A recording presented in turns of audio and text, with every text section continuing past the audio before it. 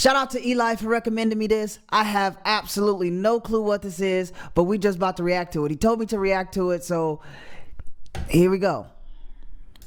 I just went down an ADHD rabbit hole, and because I went down the ADHD rabbit hole, you're also going to have to go down this ADHD That's fucked up, hole Eli. too, so I don't feel lonely. Hold on. I already know this is about to be this is about to be some shit. I got ADHD. So it's about to be bad for me. And you messed up, Eli, because I know what you do. I already know what you're doing. This is about to be bad. Everybody knows that. I mean, I assume you know that. I don't want to assume that you know everything, but I'm going to assume that you know that flamingos are pink. And I saw an advertisement one here, and I was like, oh, that's a flamingo. Why are they pink? It turns out that they're pink because they eat shrimp and algae that are loaded with this thing called carotenoids. I don't know how to pronounce that. I'm not really good at saying words. Speaking of shrimp, right? There's a shrimp out there called mantis shrimp, and those mantis shrimp can see 12 color channels compared. Time out. You're not about to do it. You're not gonna get me. We on the topic of flamingos and they're pink. You're not about to get me to think what was at the beginning of the conversation, because I know it was about pink flamingos. Don't try to sidetrack me with this mantis shrimp. To humans who can see 3 color channels, I think. I don't know. I just looked it up on the internet, and the internet never lies.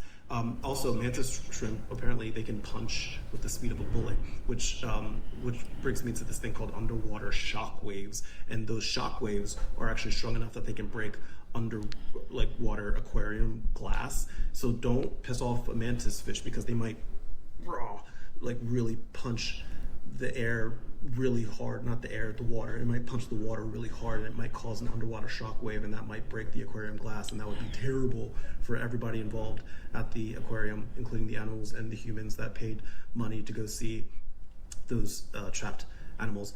Which reminds me that glass is a super cooled liquid. I think. I don't know. Is it? I don't know. Maybe. I don't know. It turns out it's not. It's more of like a amorphous solid.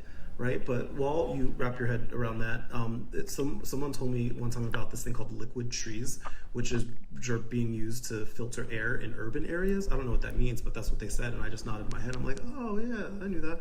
I didn't know anything, but that made me think about how plants they can actually talk to each other, right? Because there's this thing called mycorrhizal networks, which are like underground fungal highways. Are these facts? Hopefully, you can travel faster on there than you can on the Garden State Parkway. I don't know what the traffic is like, but the underground fungal highways, there's mushrooms, I guess, down there, right? So that made me realize that mushrooms are actually closer related to animals than they are to plants, and I was like, what? That's crazy. And some scientists think that fungi can actually survive on Mars, which, by the way, is in the space. You have to go into the space if you want to go to Mars. You have to go on a space mission, and space missions, you have to wear an astronaut suit. And did you know that astronaut suits are designed with insulation tech? Hold on.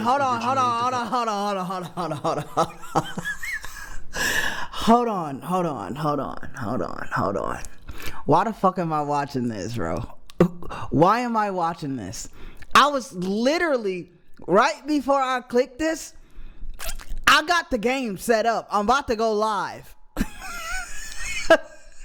Why did I listen? How long is this? This is about 3 minutes. Why? Developed for flamingo incubators at zoos. I knew this was a setup from the beginning. I can't believe it that I just watched all that. But if you guys want me to watch anything else that will waste my time, please send them right on over, because I ain't doing nothing.